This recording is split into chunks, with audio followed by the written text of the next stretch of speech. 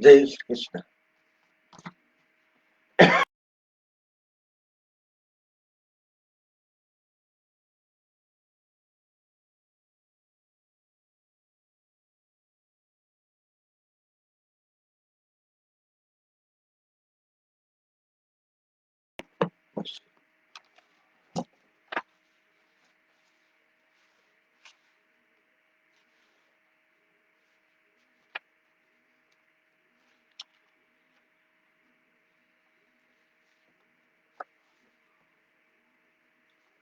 छैटौं अध्याय सप्ताह विधिको विषयमा चाहिँ यहाँहरूलाई प्रस्तुत गर्दै गइरहेको छु। गंगा जमुना नर्मदा काशी ऐसे थान, कथा है कि हुए जहां आवे ताहीं जान। भगवत ही सुना करो, करो इसी का गान, देवों को भी ना मिले हरि लीलामृत पान। यो चाहिँ सप्ताह विधिको हो। शरद कुमार बोले कि अब हम सप्ताह श्रवण करने की विधि तुम्हारे आगे वर्णन करते हैं। ये सप्ताह विधि प्राय सहायता और धन से साध्य कहीं है। प्रथम पंडित को बुलाया, मुहूर्त पूछकर मंडप रचना करे। भाद्रपद, आश्विन, कार्तिक, माघशीर, आषाढ़, श्रावण के 6 महीने कथा आरंभ करने में श्रेष्ठ है, क्योंकि ये 6 महीने श्रोताओं को मोक्ष के सूचक है। जो महीनों के विग्रह है, अर्थात भद्रा, दग्ध योग, व्यतीत, व्यतिपात, वैधृति, उत्पात उत्पात आदि योग, इन निंदित दिनों को परित्याग कर दे। देश देश में पत्र भेजकर यह बात प्रकट करे देवे कि यहाँ कथा होगी। आप सब लोग कुटुंब सहित आकर एक को सुशोभित करे। जो कोई हरिद्वार हरि कथा से दूर है, ऐसे पुरुष श्री शूद्र आदि को भी जिस प्रकार को बोध हो जाए सो काम करता। कथा श्रवण का स्थान तीर्थ पर हो अथवा वन में हो कि वा घर में बहुत सुविधा वाला स्थान हो, जहाँ सैकड़ों मनुष्य सुखपूर्वक बैठकर कथा सुन सके। उस स्थान को जल से मार्जन करे, बुहारी से बुहार, गोबर से लीप देवे, फिर गेरू आदि से विचित्र करे। फिर 5 दिन पहले से बड़े बड़े आसान लाए के रखे और कदली की खम्भों से सुशोभायमान मंडप बनाए। फल फूल पत्ते आदि सहित चारों ओर बंदर बंदर बार बांध दे तथा सब और ध्वजा बांध कर तान देवे। वेदिका के ऊपर उत्तर भाग में विस्तार सहित 7 लोक बनावे। उनमें से विरक्त और ब्राह्मण को बुलाकर बैठावे। प्रथम तो उन सब लोगों के निमित्त यथा योग्य आसन दे। फिर कथा बांचने वाले वक्ता के अर्थ एक सुंदर ऊंचा आसन बिछावे। यदि वक्ता उत्तर मुख बैठे तो श्रोताओं को पूर्व की ओर मुख करके बैठना उचित है, और वक्ता पूर्व मुख बैठे तो श्रोता जन उत्तर मुख बैठ वक्ता बैठे। वक्ता विरक्त वैष्णव वेद शास्त्र का जानने वाला, दृष्टांत देने में निपुण, धीर, निर्लोभ और जात का ब्राह्मण होना योग्य है। ब- वक्त के निकट सहायता के निमित्त दूसरा पंडित बिठावे, जो श्रोताओं के संदेह को मिटावे, मैं चतुर मिटाने में चतुर होए।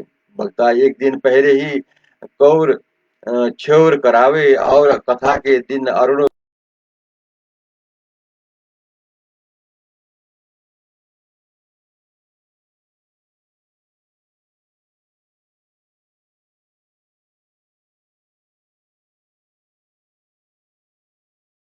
हरि भगवान की मूर्ति स्थापना करे, फिर नमः कृष्णाय इस मंत्र से क्रम पूर्वक पूजन करके प्रदक्षिणा नमस्कार करे।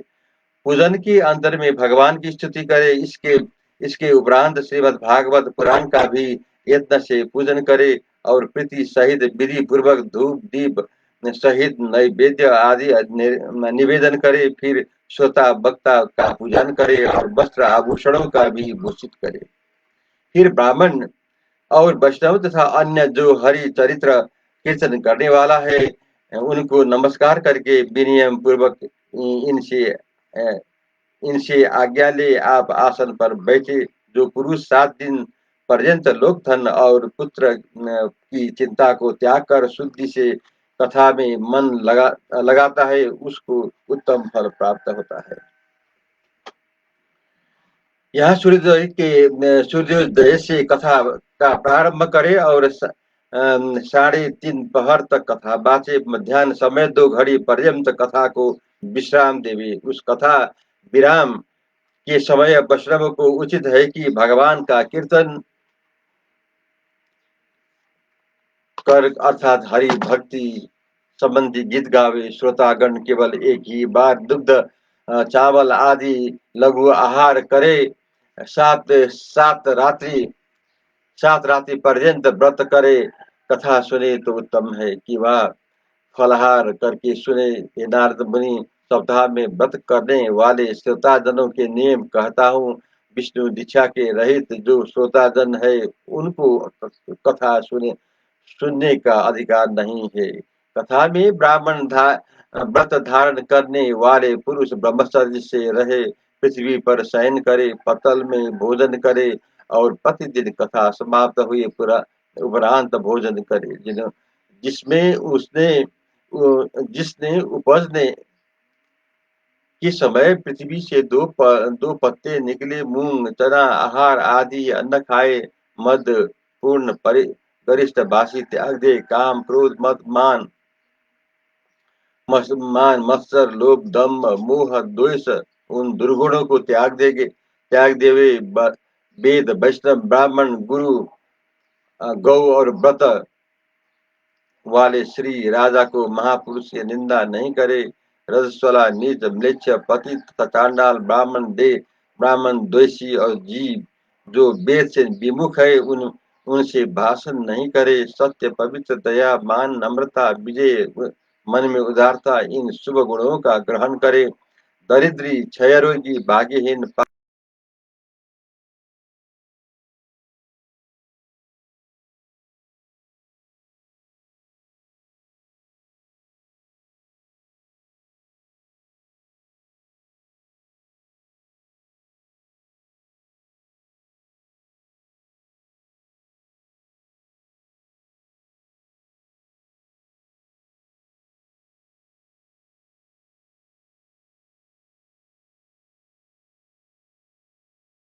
भक्ति पूर्वक पूजा करनी चाहिए।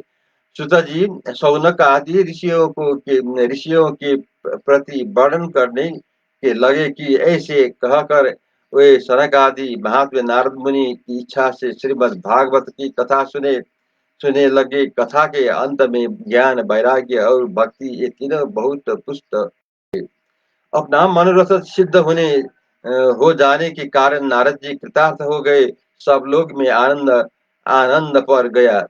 उसी समय वहां विचरत हुए योगेश्वर सुखदेव मुनि कहीं से आ गए। 16 वर्ष की अवस्था में व्यास पुत्र जब वहां आए, तब सब सब सभासद उठ खड़े हुए और ऊंचा आसन दिया और नारद मुनि ने उनका पूजन किया।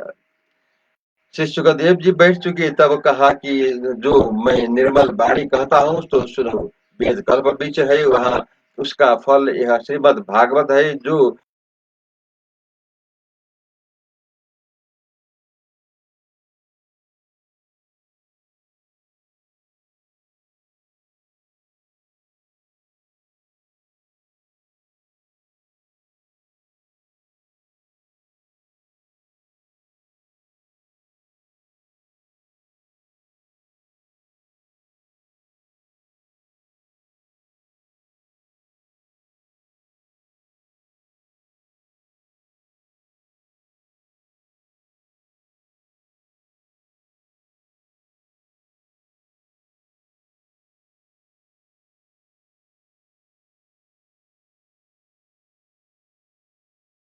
सुनकर उसे देखने के अर्थ पार्वती सहित शिव और ब्रह्मा जी वहां आए। कीर्तन के समय वहां प्रहलाद जी ताल बजाने लगे, उद्धव जी झांझे बजाने लगे और नारद वीणा बजाने लगे। सूर वेदों में निपुण होने के कारण अर्जुन के गान करना प्रारंभ किया।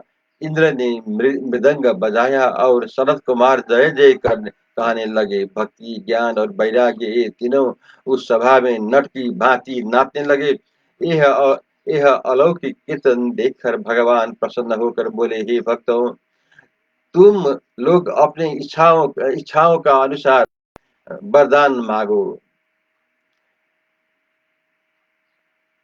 वहां यह वचन सुनकर हरि भक्त प्रेम में मग्न हो गदगद गदगद कंठ से बोले, जहाँ सप्ताह कथा होए अथवा भक्तों के हृदय में आपको इसी प्रकार प्रकट होना है, यही हमारा मनोरथ है। सो आप पूर्ण करो। तब तब बहुत अच्छा, यह कहकर से नारायण अंतर्ध्यान हो गए। फिर नारद जी ने सनक आदि मुनियों के चरणों में प्रणाम किया तथा सुखदेव मुनि और अन्य तस्वीरों को भी प्रणाम किया। इसी को उपरांत सब भक्तजन कथा रूप अमृत को पान करने से मोह रहित और प्रसन्न चित्त होकर अपने अपने स्थान को चल गए।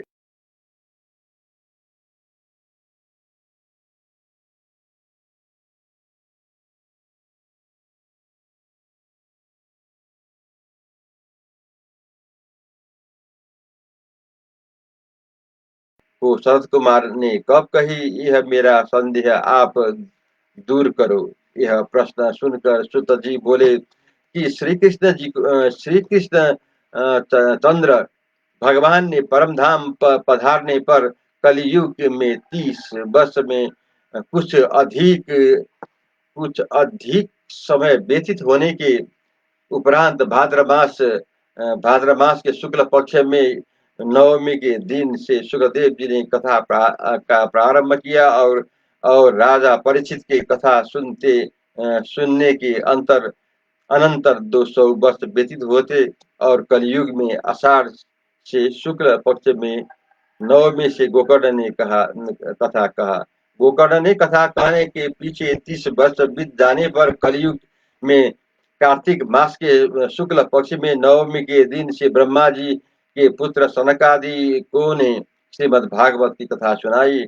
अनेक शास्त्रों को अवलोकन कर परम गुह्य और संपूर्ण सिद्धांत को सिद्ध यह कभी मैंने तुम्हारे आगे वर्णन की है। जगत में भगवान भागवत श्रीमद् भागवत की कथा से बढ़कर निर्मल साधन दूसरा कोई भी नहीं है। अतएव परम सुखम प्राप्त होने के अर्थ द्वादश स्कंदात्मक श्रीमद् भागवत का सार रस पान करो। जो मनुष्य नियम पूर्वक जितेंद्रिय रहकर इस कथा को सुनते और भक्ति तथा प्रीति से युद्ध वैष्णवों को सुनाते हैं, वो श्रोता और वक्ता सम्यक विधान करने के कारण यथार्थ फल पाते हैं।